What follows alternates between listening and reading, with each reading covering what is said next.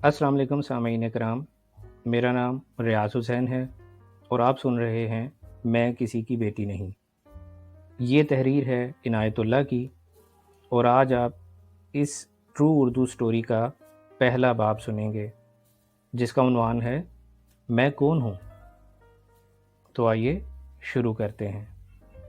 मैं एक फ़रेब हूँ जिसने आप सब की फ़रेबकारियों से जन्म लिया है। मेरी उम्र 30 साल से ऊपर हो गई है। चेहरे पर वो रौनक नहीं रही जो चंद वर्ष पहले थी। शब बेदारियों और बदकारियों ने मेरे हुस्न में पहली सी बात नहीं रहने दी, लेकिन मेरे फ़रेब के हुस्न की कशिश में कोई फ़र्क नहीं आया। लोग अब भी मुझे देखकर ठटक जाते हैं। इनकी रफ्तार सुस्त हो जाती है और आगे जाकर पीछे मुड़ मुड़ कर मुझे देखते हैं।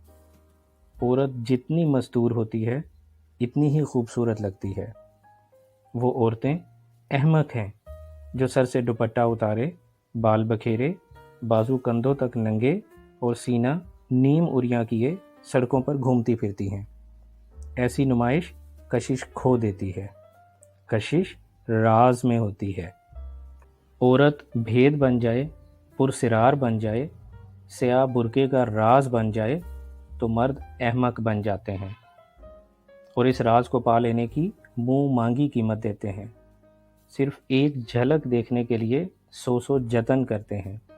अगर आपको किसी बाग में, किसी बस स्टॉप पर, मरी की माल रोड पर, लाहौर, इस्लामाबाद या कराची के किसी बारौनक हिस्से में कोई औरत इस तरह खड़ी नज़र आ जाए कि इसने नाक और मुंह बुरके के स्याह और बारीक नकाब में ढांप रखा हो और इसकी सिर्फ गोरी गोरी पेशानी नज़र आए जिस पर भूरे भूरे चंद एक बाल बिखरे हुए हों और इसकी शरबती आंखें आपको देखकर मुस्कुरा रही हों और वो आपको आंखों से लतीफ़ सा इशारा कर दे, तो कोशिश करें कि रुकें नहीं, इसे देखें नहीं और इसके करीब ना जाएं, क्योंकि वो एक हसीन चुड़ैल होगी जो आपको कहीं का ना छोड़ेगी।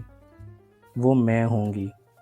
मैं अपना सुहाग उजाड़ चुकी हूँ, अब सुहाग उजाड़ती फिरती हूँ। मैं कोठे वाली तवाइफ नहीं, मैं बाज़ार में बैठने वाली रंडी नहीं, मैं अफसाना नवीसों वाली बेसवा नहीं।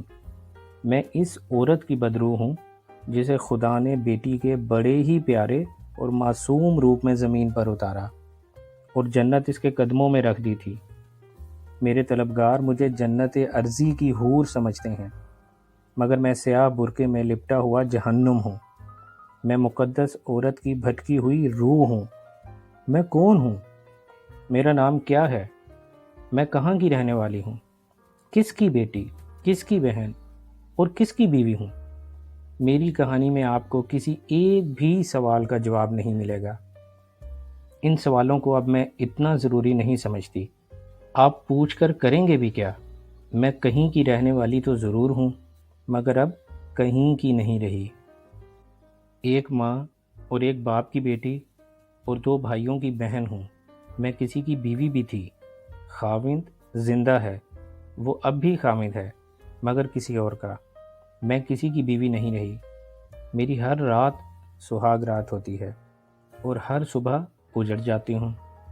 अपनी माँ, अपने बाप, अपने भाइयों और खाविंद के लिए मैं जीते जी मर गई हूँ। खाविंद से कभी की अलग हो चुकी हूँ। मैंने इससे हक महर और माहाना खर्च का मुतालबा नहीं किया था। तलाक की जिम्मेदारी मुझ पर आयद होती है। मैं किसी शरीफ आदमी की बीवी बनने के काबिल नहीं थी। और मेरा नाम, जी हाँ, मैं जब पैदा हुई थी तो माँ बाप ने मेरा नाम रखा था। मेरे मोहल्ले बरादरी वाले एक मुद्दत गुजरी मेरे इस नाम पर थूक चुके हैं। मैंने खुद भी इस नाम को यादों की तख्ती से मिटा दिया है। अब मेरा कोई नाम नहीं। मेरे चाहने वालों ने अपनी अपनी पसंद के मेरे नाम रखे हुए हैं। सरगोदा का एक ज़मींदार गर्मियों में मरी आता है तो 15-20 रोज़ मुझे अपने साथ रखता है। वो मुझे बिल्लो कहता है। इस्लामाबाद का एक डिप्टी सेक्रेटरी मुझे मुन्नी कहता है। गुलबर्ग के शहजादे मुझे स्वीटी कहते हैं। बड़ी उम्र के गाहक मुझे अजीब अजीब नामों से पुकारते हैं। नाम मुझे एक ही पसंद आया है। मैं कभी कभी अपने आप से बातें किया करती हूँ। اس وقت میں اپنے آپ کو اسی نام سے پکارتی ہوں۔ یہ نام زیبی ہے۔ پاک فوج کے کیپٹن نے مجھے یہ نام دیا تھا۔ یہ پہلا اور آخری آدمی ہے جسے میں نے دل کی گہرائیوں سے چاہا ہے۔ وہ میرا گاہک نہیں تھا، میرے جال میں پھنس گیا تھا، مگر جب وہ میرے قریب آیا تو میں اس کے جال میں پھنس گئی۔ اس نے میرے اندر انقلاب برپا کر دیا تھا۔ معلوم نہیں اسے زیبی نام کیوں پسند تھا، وہ مجھے زیبی کہنے لگا تو یہ نام مجھے بھی اچھا لگنے لگا۔ ہم نے شادی کرنے کا فیصلہ کر لیا تھا، لیکن وہ اپنا ایک فرض ادا کر کے شادی کرنا چاہتا تھا۔ اگست 1965 میں مجھے یہ کہہ کر مقبوضہ کشمیر چلا گیا تھا کہ واپس آ کر شادی کروں گا، مگر وہ نہیں آیا، آج تک نہیں آیا، اور وہ کبھی نہیں آئے گا۔ وہ مقبوضہ کشمیر میں شہید ہو گیا تھا۔ اس کی مکمل کہانی آگے چل کر سناؤں گی۔ اس کی یاد آتی ہے تو تڑپا جاتی ہے۔ مجھے اس سے زیادہ سخت سزا اور کیا ملے گی کہ میں شہید کی بیوہ نہ کہلا سکی۔ اب اپنے وجود کو ایک شہید کے ساتھ وابستہ کرتے مجھے شرم آتی ہے۔ یوں تو میری زندگی ایک المیہ ہے، مگر میری زندگی کے کچھ لمحے ایسے ہیں جو رنج و الم سے بھرپور ہیں۔ پہلا حادثہ تو بچپن میں پیش آیا تھا۔ سکھوں نے میرا گھر جلا ڈالا تھا، میرا سکول جلا ڈالا تھا، اور ہم پیادہ پاکستان تک آئے تھے۔ 4 سال گزرے، میرے والد صاحب فوت ہو گئے ہیں۔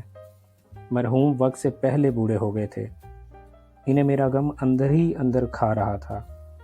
یہ بالکل صحیح ہے کہ بیٹیوں کے باپ کی عزت کچے دھاگے سے لٹک رہی ہوتی ہے۔ جوان بیٹی کسی بھی وقت یہ دھاگا توڑ سکتی ہے۔ میں نے لڑکپن میں ہی باپ کی عزت کا دھاگا توڑ دیا تھا۔ یہی روگ انہیں اتنی جلدی قبر میں لے گیا ہے۔ مجھے صرف یہ غم نہیں کہ میرے والد صاحب فوت ہو گئے ہیں، دکھ یہ ہے کہ میں نے انہیں مرتے نہیں دیکھا، ان کی میت نہیں دیکھی، اپنی ماں کو روتے نہیں دیکھا۔ میں اس وقت سے کچھ عرصہ پہلے اس گھر سے دھتکاری گئی تھی۔ میں نے والد صاحب کی میت کے پاس کھڑے ہو کر بین نہیں کیے، بھائیوں کے گلے لگ کر رو نہیں سکی، ان کا منہ نہیں دیکھ سکی۔ میں نہیں کہہ سکتی کہ انہوں نے مجھے مرنے سے پہلے یاد کیا تھا یا نہیں۔ ہو سکتا ہے انہوں نے آخری وقت خدا کا شکر ادا کیا ہو کہ وہ اس دنیا سے جا رہے ہیں۔ میرا ناپاک وجود ان کے لیے سراپا روگ تھا۔ میرے گناہوں کی ذمہ داری ان پر بھی عائد ہوتی ہے، لیکن میں نے اب سب کے گناہ اپنے حساب میں لکھ لیے ہیں۔